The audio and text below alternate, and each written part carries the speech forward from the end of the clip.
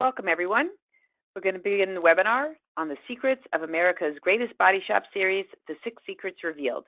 I'm Melissa Jolls with RDA Impact, and David Luehr, owner of Elite Body Shop Solutions, is your presenter today.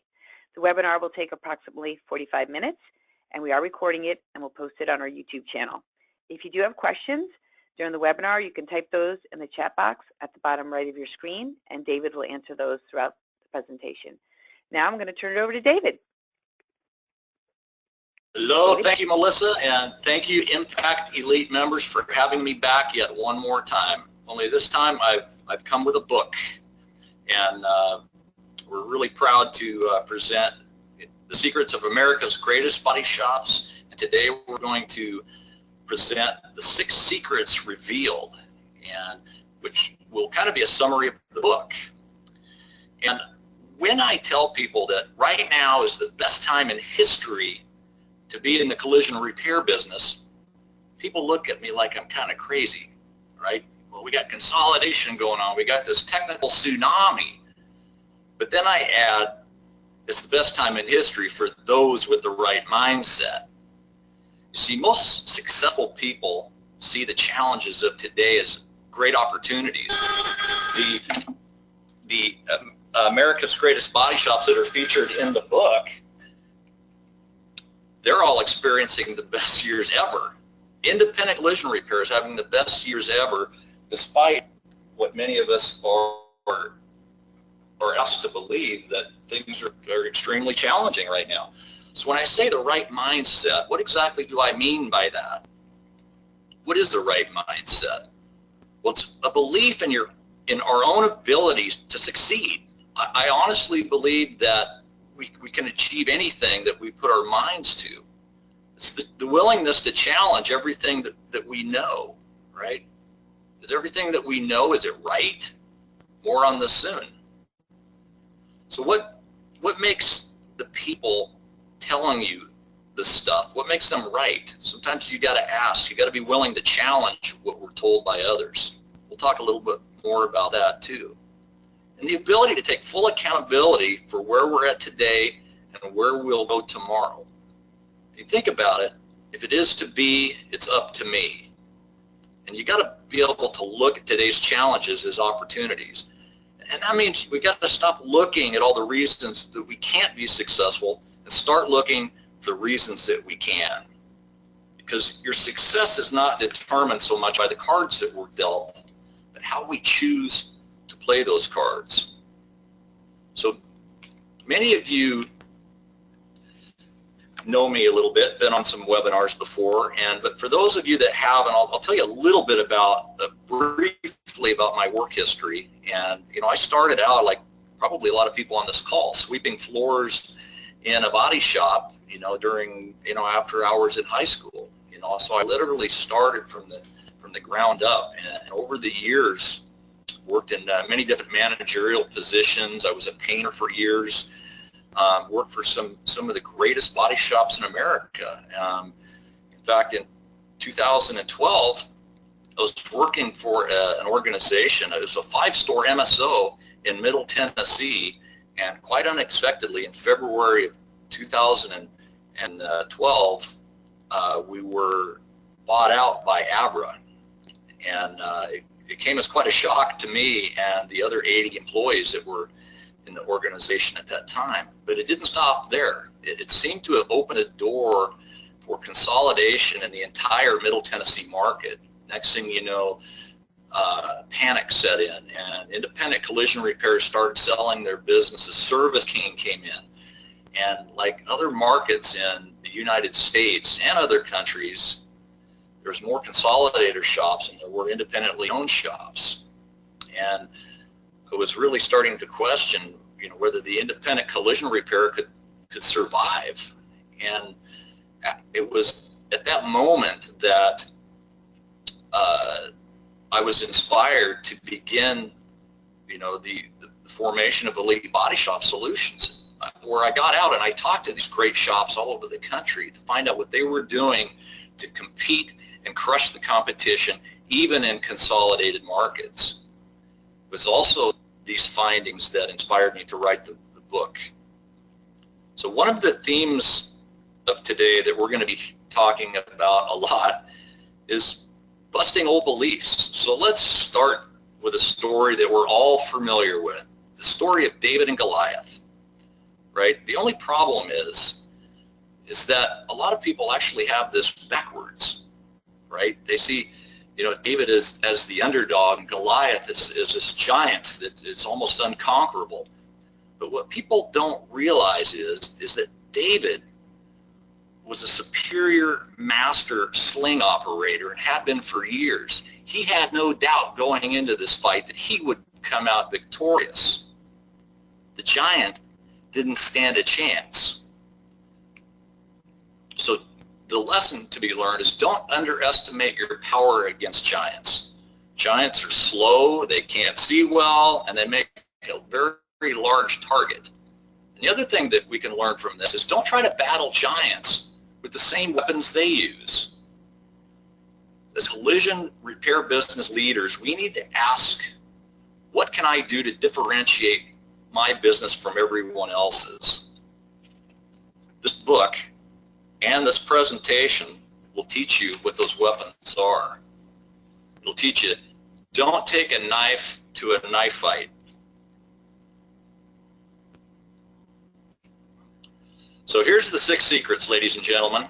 This is what we're going to go through today. This is going to be summarized, but I'm going to give you some good pointers on each of these 6 topics. Busting old beliefs, how to overcome challenges in family-operated businesses, building a sustainable business model, how to get customers to your door, modern leadership, and the power of peer groups. And we're going to start with secret 1, busting old beliefs, because if we can't challenge the old beliefs and the things that we've been taught for years, the other 5 secrets really don't matter.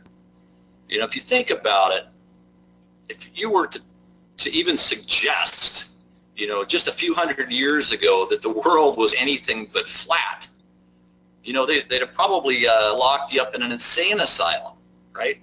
The problem is that many of us continue to operate with an old operating system. It's like trying to solve today's problems using Windows 95 when what we really need is like Windows 10.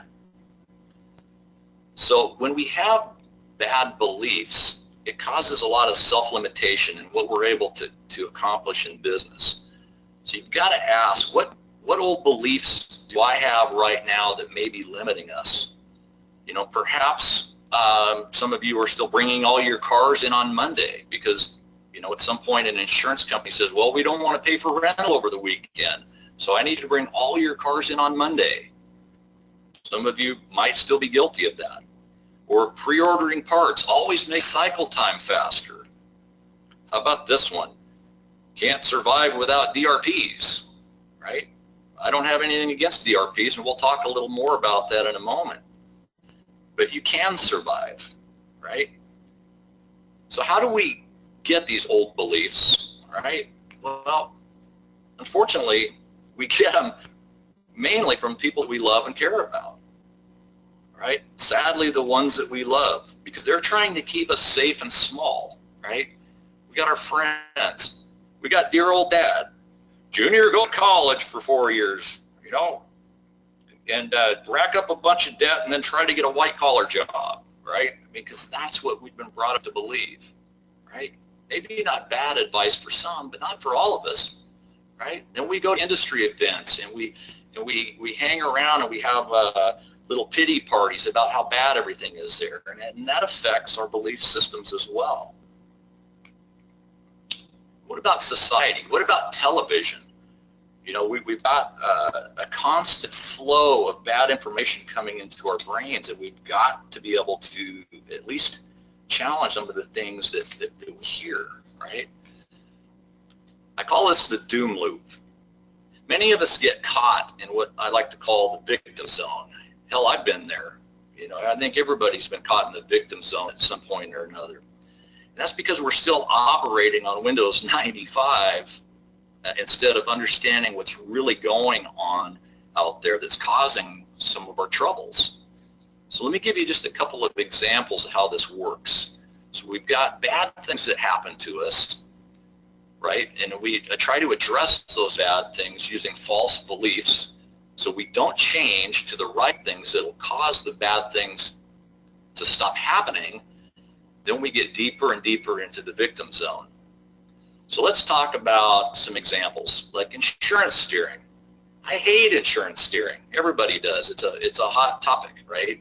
And a lot of us would say, well, that's wrong. Well, it is wrong, but what are we going to do about it?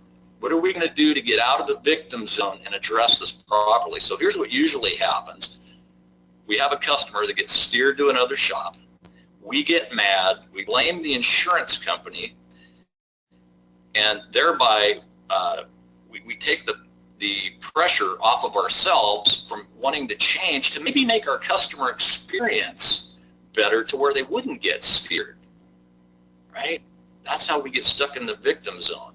Or maybe we have a car that on Friday afternoon, we notice as we're pulling the car over to detail, we got the customer on the way to pick it up, we notice the check engine light. Well, we scan that thing and notice that we've got some serious issues, and it could have been caused the car to be totaled out now that we've finished repairing it, right? So that's a bad thing, but we don't, if you're under the impression that you can't pre-scan cars because the insurance industry won't pay for it, so that causes you not to pre-scan when they come in, again, you're getting stuck in the victim zone. You know, I could go on and on about the things in the doom loop, but we've just got to be careful.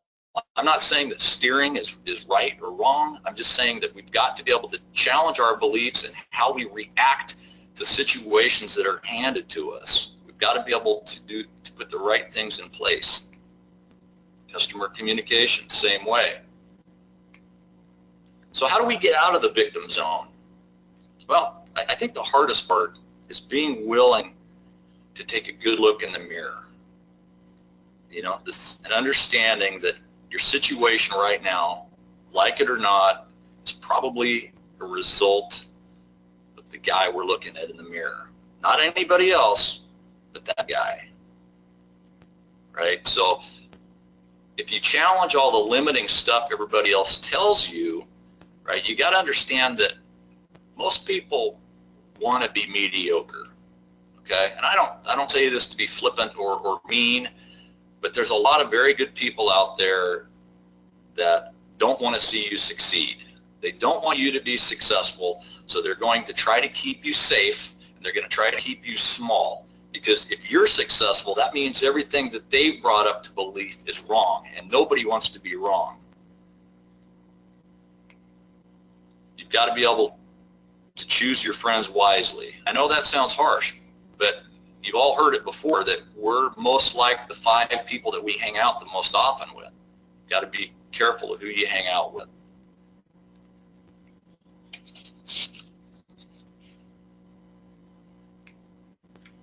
Let me introduce to you my friend Dan Stander. Dan Stander has had a family-owned business in the Denver area, Highlands Ranch, and several years ago, Consolidation hit Denver in a big way.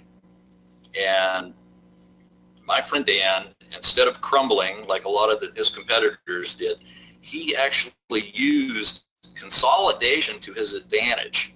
He re-emphasized a customer and employee first focus and was able to overcome and actually grow his business despite having all 4 major consolidators within a 5-mile radius of his shop. There's always something that we can learn from a guy like Dan. That brings us to the next secret. Any questions from anybody? Melissa? No, we don't have any yet. Okay. I'll let you know. So I can imagine that on our webinar, you folks out there, I bet a majority of you works in what could be considered a family business. I myself have spent most of my career working for family businesses. In fact, I can say that my body shop back in the late 80s and early 90s, Luehr's Auto Body, was a family-owned business. My wife worked for me, at least until we got a divorce a couple years later. I had my little brother working for me. Actually had to fire him So anybody that can make a family-operated business work successfully, my hat's off to you, because I know how challenging it can be. I included a chapter in the book and in this webinar because it's such a crucial topic to talk about, because according to the U.S. Census Bureau, 90% of small businesses in this country are considered family-operated businesses. And one of the biggest challenges, and also one of the biggest contributors to consolidation, in my opinion, is the friction that's caused between the generations. So you've typically got the founder of the company who was brought up in the industrial age. They have a different mentality, different methods towards leadership that are sometimes considered corrosive and demotivating in today's world. And then you've got the younger generations that are kind of coming into the business, or maybe have even been in it for a while, that are favoring a more modern leadership style. This type of friction causes a lot of frustration, and I think that's why some people choose just to get out of the business. But if these generations can figure out how to communicate properly between one another to overcome these challenges, I don't think there's a better business model out there than a well-run, family-operated business. People like doing business with a family-operated business, assuming it's not a dysfunctional family, right? So you've got to do things right. Another problem I see is succession planning. Oftentimes the outgoing owner doesn't really have a very solid plan in place, and this can create a lot of problems for the next generation that's taking over the business. A lot of effort needs to be put into that. And another contributor, in my opinion, why people just choose to sell. It's easier, right? Let's get out. But once you're out, don't meddle. I see the problem where the business owner, he's kind of in half the time, out half the time, and they come in and they just kind of mess things up. Some good friends of mine that have successfully passed on their business always give me the advice, you got to get out and stay out and trust the kids to run the damn thing. Communication. If anybody on this call, if you get one thing from this segment, write down Crucial Conversations and read or listen to that book. It'll really tell you how to talk about the elephant in the room that is almost always present in a family-operated business. Meet Bruce and Chris King. I love Bruce and Chris. They have two very, very successful businesses in Plymouth and Pembroke, Massachusetts. And learned a lot from both of these guys. Bruce was probably the master of succession plan. He reorganized his entire operation and built a very turnkey business so that his son Chris could step in and run it without any hiccups. And it's been, his method has proved very, very effective.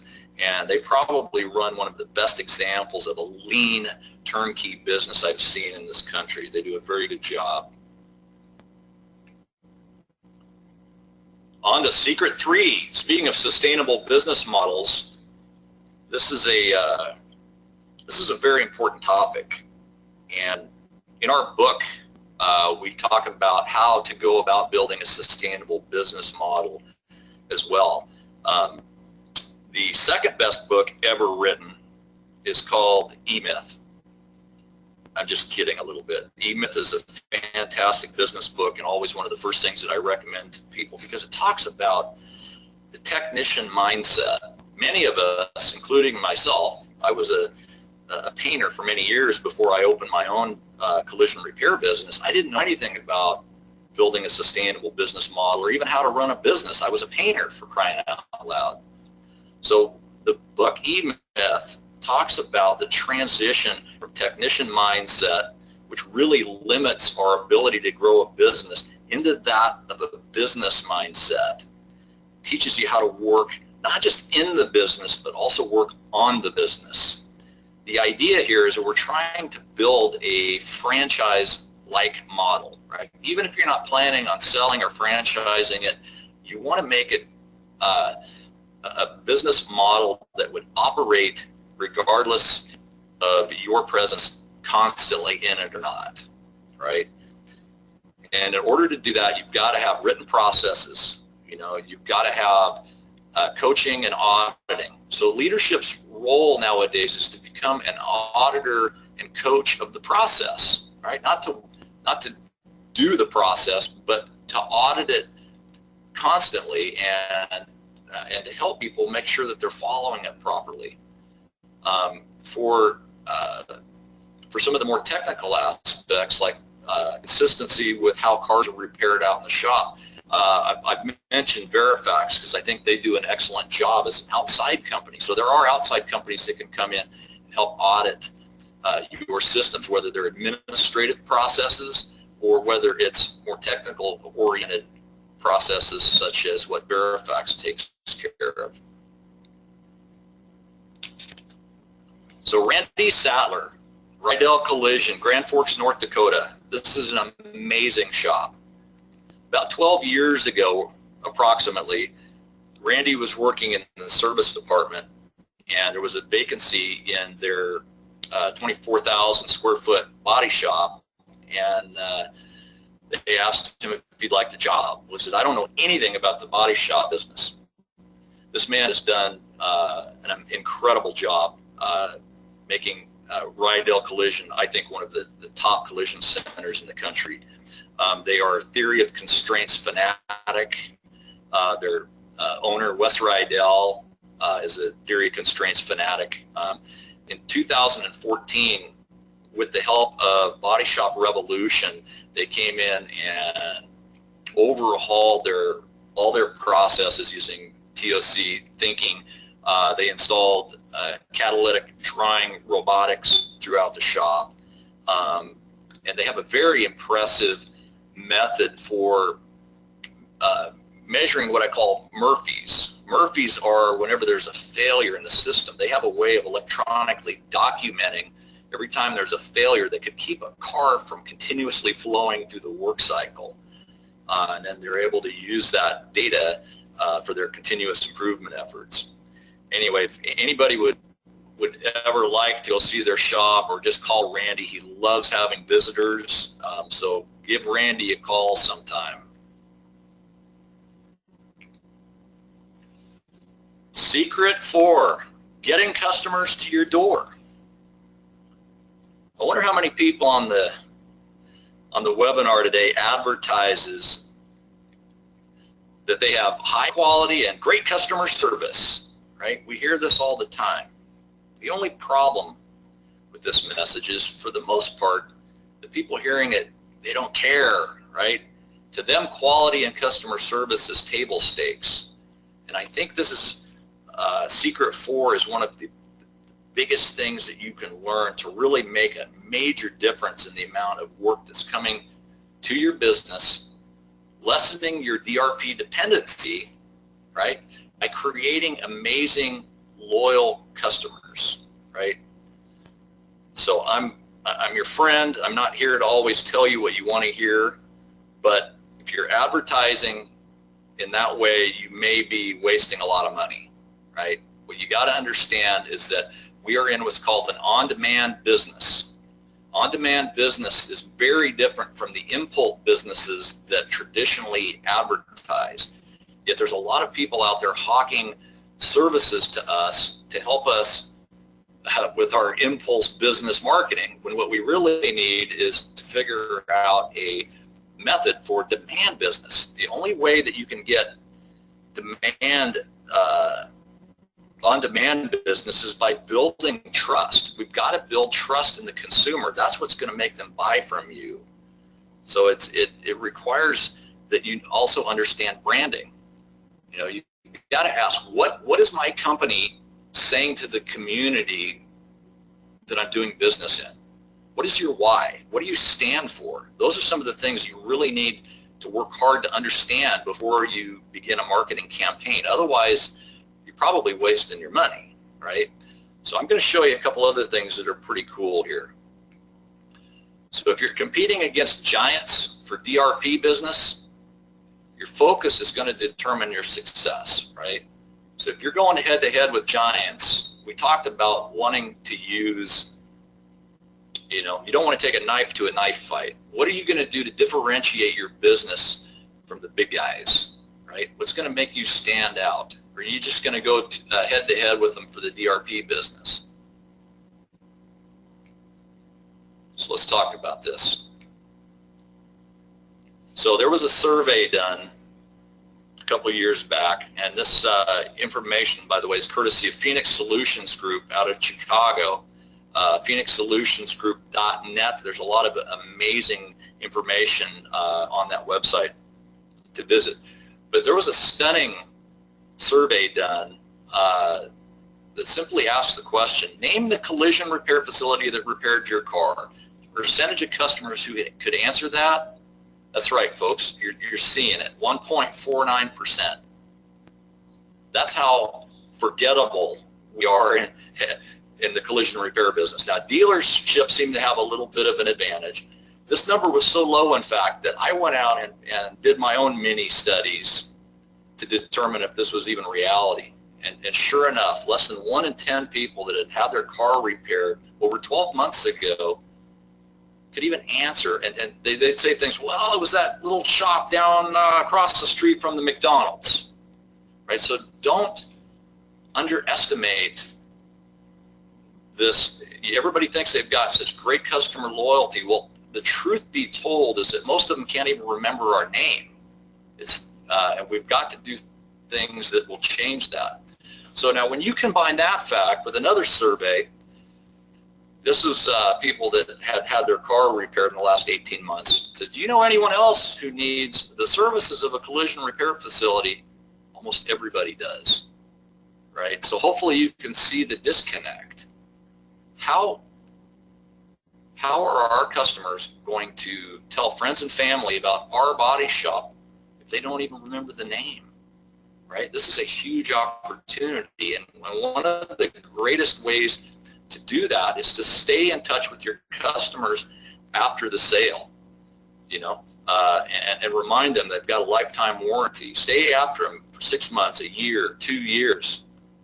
That's what's going to keep your name on top of their mind when they do have somebody. So the other thing that we've got to understand is sometimes CSI score can lull us into a false sense of security. Right? I think we all assume that if we've got a CSI score of 95, well, sure, our customers are probably out there telling everybody about us, right? But the truth is that's not always the case. CSI surveys don't always get to the real truth, and that's would a customer actually refer you? It's one thing for them to say they would, but will they? Well, that depends on behavioral science. According to Phoenix Solutions Group and mountains of data that they've been able to collect, what we've discovered is there's certain emotional triggers in a customer that has to be met before they're really going to go out of their way to tell a friend or a family member about your collision shop. Confidence, right? So you've got to have confidence when you go in there. You can't be wishy-washy about when the car is going to be finished, or you've got to show confidence, integrity. If you gave them a promise date, did you deliver on that promise date? One of the big ones that I see all the time is like the little touch-ups that they ask for. We've got $3,000 repair on the front end, but there's a little tiny chip on the back bumper, right? And when they get out of their rental car, what do they look at first? That's right, they look at the little chip.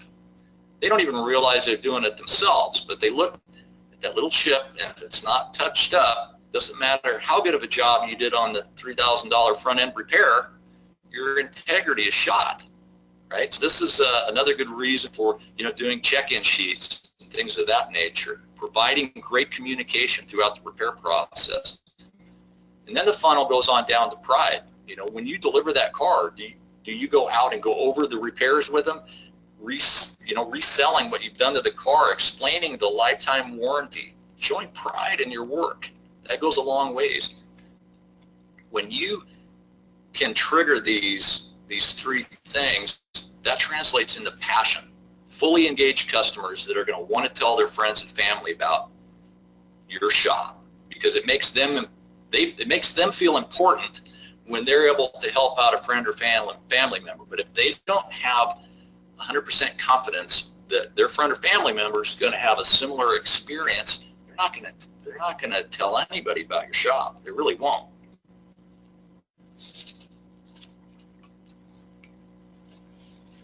This is my friend Tom Tracy, also one of my favorite clients. Tom has two very large shops in the Lincoln, Nebraska area.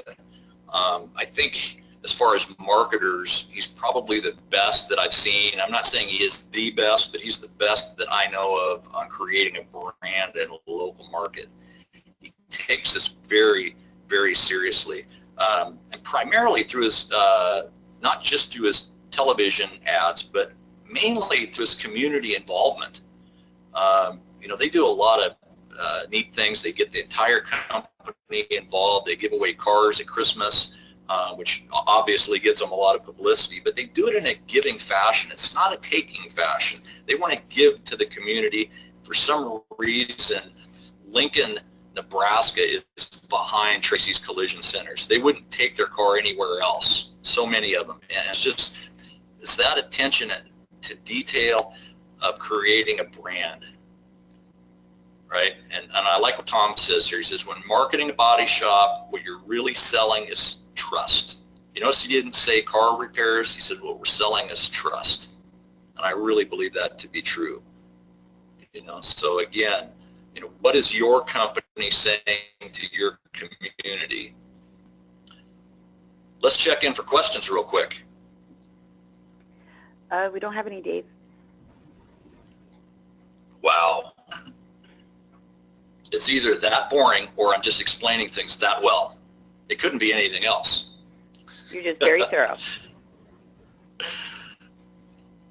All right. So one of the biggest topics that we hear out in the industry right now is technician shortages. You know, we're always talking about how hard it is to find people. And I couldn't agree more. I mean, I think there's a lot of reasons, and some reasons that we cause ourselves as body shop owners. But what I don't hear enough about is how we can hire the right people and retain good people. We talked a little bit earlier in chapter 2 about the industrial age leadership style versus the modern servant style of leadership. And I think that the diagram on the right kind of explains that better than I could. But if we really want to get an engaged workforce, we've got to do things a little bit different when it comes to leadership. There's a lot of good information out there. There's a couple books I would recommend, like Start With Why, Simon Sinek book, Leaders Eat Last. If anybody wants to email me later, I'd be happy to send them book recommendations. But really, you know, I think we've got to get it out of our head that it's money and money alone that motivates people to want to come to work for us. That's baloney, right? Especially when it comes to millennials. I'm not saying that money's not important, it is. But what really drives people is feeling like their contributions are helping the company, right? So if you've got a vision and you can help articulate to your employees how their work is contributing to the vision, that's how you get people engaged. And ladies and gentlemen, we've got to do a better job of this. The iron-fisted approach from years and years ago, it just doesn't work, right? So another piece of advice that I'd like to share with you is we have a tendency to only go into recruitment mode when we desperately need somebody. And what many of us sadly end up with is a shop full of dysfunctional employees because we're always trying to hire out of desperation.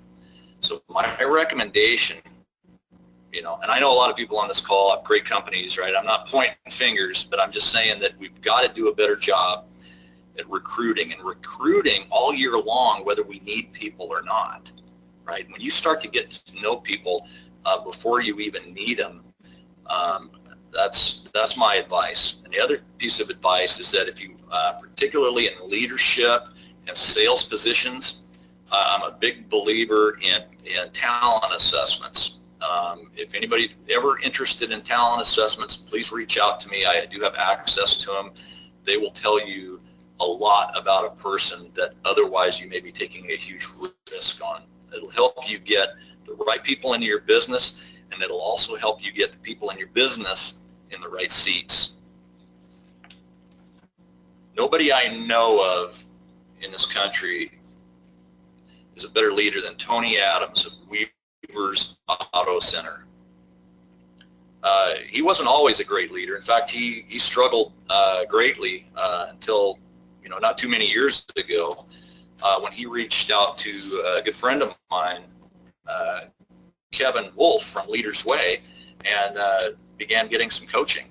The first book that Tony read was called The 1 Minute Manager Meets the Monkey, and he discovered a lot of flaws in his current leadership style, and he was able to make some changes, and now truly runs one of America's greatest body shops. I'm a big fan of Tony's.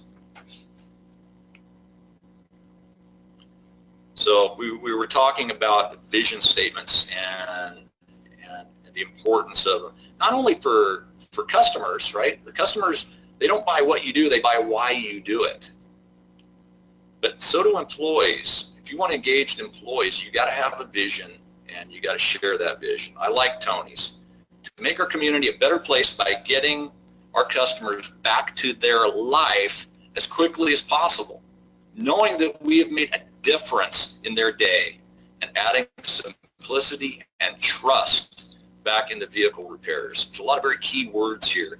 It says very, very little about us doing better quality work than the guy down the street, right? Because everybody expects that. It talks about, and their focus being on changing lives, man. Not just fixing cars, but fixing lives. That's a powerful thing right there. Secret 6, the power of peer groups. Ladies and gentlemen, you're in a peer group right now. It's called Impact Elite. There's a lot of powers in numbers. I've understood this principle since reading Think and Grow Rich by Napoleon Hill many, many years ago. And one of the most powerful, if not the most powerful thing that's out there are social networks. They influence how we think, and they can help us think good or they can help us think bad, right? So we really encourage our shops to become involved in something bigger, something to get you outside of your bubble. If you're a single location operator, especially, I'm tired of hearing people say, well, you got to be an MSO if you want to survive nowadays. That's totally wrong.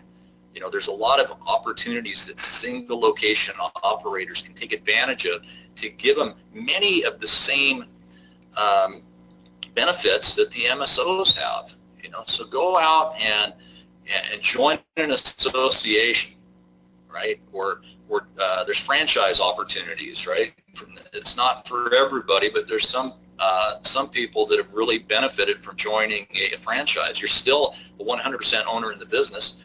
And then there's 20 groups, also known as performance groups or business councils. There's a lot of smart people that come to these meetings, and as long as it's done in a positive manner, you can really get outside your bubble and learn a lot of things, right? So somebody that's taken advantage of this is Camille Eber. Now, I've known Camille since I was a young entrepreneur back in the late 80s, and she took over the family business in 1986 in Portland, Oregon, when her mother passed away. And she ran a good, solid business, over the years, but, continued to struggle. Then in 2011, she got hooked up with one of the franchise organizations, Fix Auto, and what it really did for her was it brought some of the much-needed systems that could create the predictable repair job one after the other, and then the buying power of an organization like that. Again, it doesn't have to be a franchise. There's ways You know, even through RDA Impact Elite, you know, there's opportunities for you guys to save money. But really, it's about a huge knowledge base. You know, I like what she says here. If I'm struggling with something, there's always someone just a phone call away. And that's so true when you're a member of a peer group. Now, some of you guys at this point might be thinking that you know, Camille or Tom Tracy or any of these other guys that are featured in Secrets of America's Greatest Body Shops. So, well, these guys had unfair advantages, you know. You don't understand, Dave. You don't understand. You know, I never had the advantages to go build a big business like this. You know, these guys had it easy, right? That's dangerous thinking, right? And let me just tell you a quick little story here about the three men, right? All three of these men, the homeless man, the mediocre man, the successful man, you know, they all have the same upbringing, more or less middle class, right? They all came from decent homes, had a decent education, you know, but the thing that really they have in common is they've all been knocked down many times in life. They've all struggled. You know, this homeless man, you know, he's had the same opportunity to succeed in life, but he's been knocked down many, many times. But at some point, he just quit trying. The mediocre man, he's also been knocked down. He said, whoa, I don't want to try that again. You know, so, you know, he's done a little better than the homeless man, but in a way, you know, he got stuck in the safety of mediocrity. He settled for the status quo. So in a way, he kind of has also given up. He decided to play it safe instead of getting knocked down again. Then there's the happy, successful man. He says, man, I don't like getting knocked down, but, you know, he manages to learn and find the opportunities in his struggles. He says, I'm going to keep getting up. Because, ladies and gentlemen, I think the biggest human tragedy, to me, it's not the struggles that we face and have to deal with, but it's not getting out of our comfort zones long enough to truly live. You've got to take some risks. You've got to go for it in life, and we're going to get knocked down. You know, anybody on this call can build a successful business like Dan or Tom or Camille or Randy. And every adversity contains the seed of an equal or greater benefit. Napoleon Hill, Think and Grow Rich. So if you're feeling a little bit overwhelmed right now, I understand. You know, sometimes we look at all the technology, all the changes that are coming at us, and I just want you to understand that I do understand what it's like to be overwhelmed, and you have a lot of opportunities out there, and you don't have to do it all at once. You know, my advice is that you learn some new skills. You do it incrementally. You've got to set goals for yourself, but every day you've got to take small bite-sized pieces. No matter how much crisis you've got going on in your shop, if every day you can sit down for a few minutes and work on the important high-leverage activities that will continually move you towards your vision of success, that's really what success is all about. It's not moving a mountain all at once. It's taking those small steps every day, and I guarantee you will get there. So here's where we ask one more time, do you have any questions? And for those of you that haven't seen the book, we do have it available at our website, bodyshopsecrets.com. Please stay in touch with me, Luehr at bodyshopsecrets.com. I'd love to hear, you know, especially if you buy the book or read the book, I'd love to hear some of your takeaways, and also, you know, continue to be there for you to help answer questions. Melissa. Well, we don't have any questions, so what I will do is follow up with everybody and send you David's contact information. And if you have any questions, you can follow up with him directly. And we hope you found this informative, and we'll be in touch with future training opportunities. Thank you, everybody. Thanks, David. Thank you. Thank you very much.